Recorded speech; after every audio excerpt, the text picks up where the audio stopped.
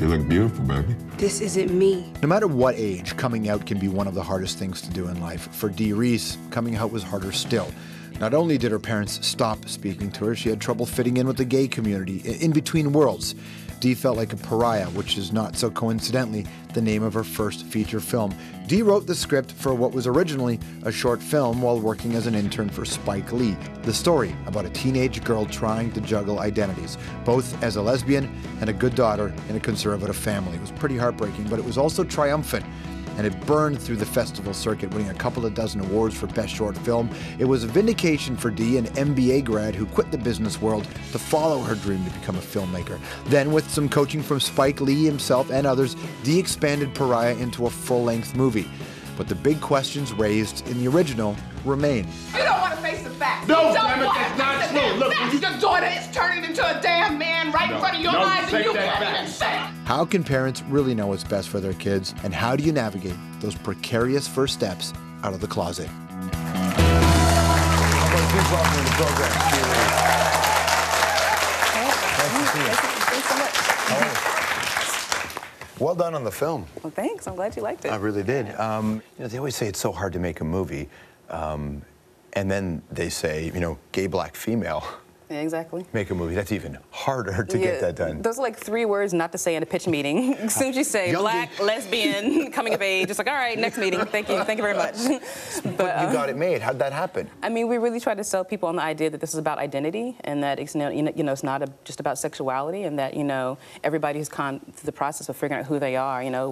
Whether it's like you want to be an artist and your parents want you to be a doctor, everybody's gone through that stage where it's like people are asking them to be something that's outside themselves. And this film's about not checking a box. And ultimately, we found financing through people who didn't care about the bottom line. They just felt that this is a story that should be told and should be seen, and they were investing in us and in the story more so than, a box office expectation. And you had, I mean, making a film, there's always outside influences and people's opinions on how you cut a film, but when it's so deeply personal, it's hard to let go of that.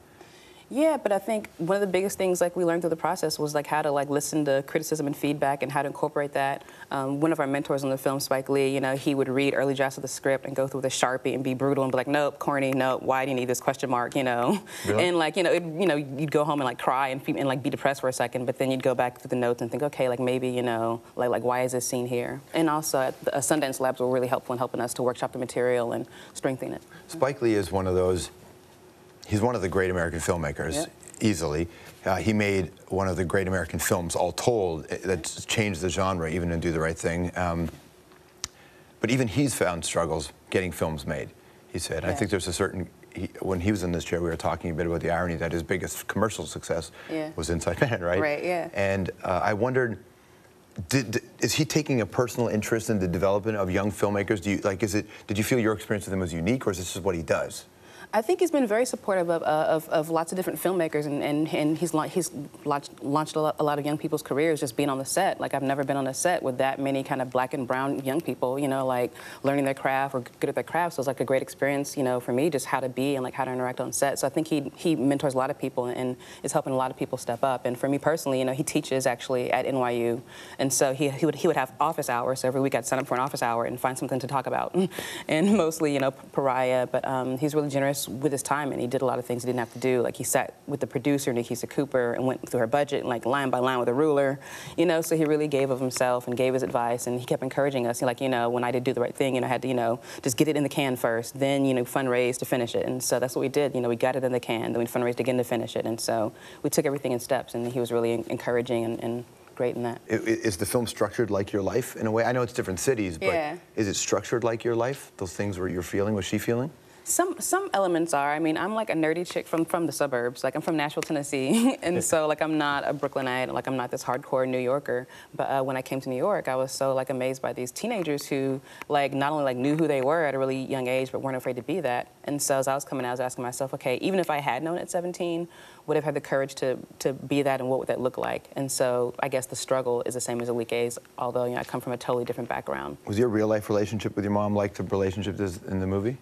It was similar in that, you know, my parents were really, you know, protective, and actually, I came out really late in life. I was 27, and although I was independent of them, you know, they flew to New York and tried to have an intervention, and so, you know. They tried to have an intervention with you? Yeah, exactly. Yeah, it was crazy. Like, did you know that was happening, or did you walk in the door and there they were? No, I thought they were coming for a nice visit. I got tickets to like Raisin in the Sun. I'm like, oh, we'll go out, we'll have dinner, it'll be great.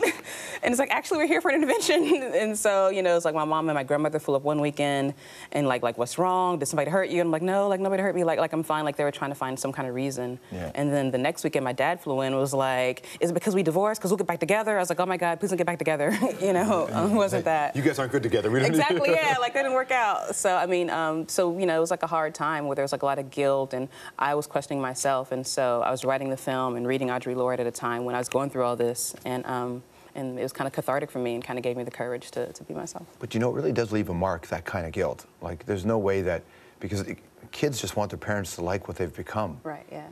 Yep. Do you think they've come around?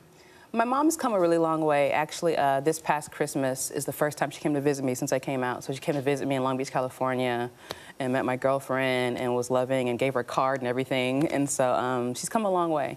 And it's got to be a big moment for you. No, it's really huge. It's really moving. And like my dad, you know, he's, you know, I think he's at the point where he's like, you know, I still don't understand this, but, you know, I love you and I want to be in your life. And so they've both come to that point where, you know, they love me and want to be in my life. And I think that, you know, when we end the film, I think Alike's father is in that same position. Yeah. And so we try to end the film on a hopeful note where we think, okay, we don't know what's going to happen next, but whatever happens is going to be better than what's gone on before. Have you been bullied when you came out? I mean, you came out later in life, but did you experience that kind of bullying? When I did, like, in middle school, but that's before I even knew I was gay. But they totally, you know, like, I remember that I had this one episode where these girls would, like, write stuff on the bathroom wall, you know, they'd call me D-man, they'd call my house and, like, you know, call me a dyke. So, I mean, I definitely had that, you know, in middle school. And then I would escape through books and kind of just try to zone it out. Do you think those kids just did that to everybody and not knowing? I'm not sure.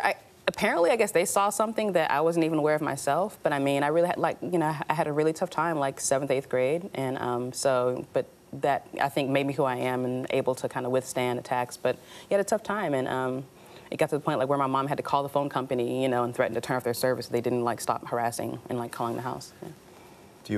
Do you feel accepted now?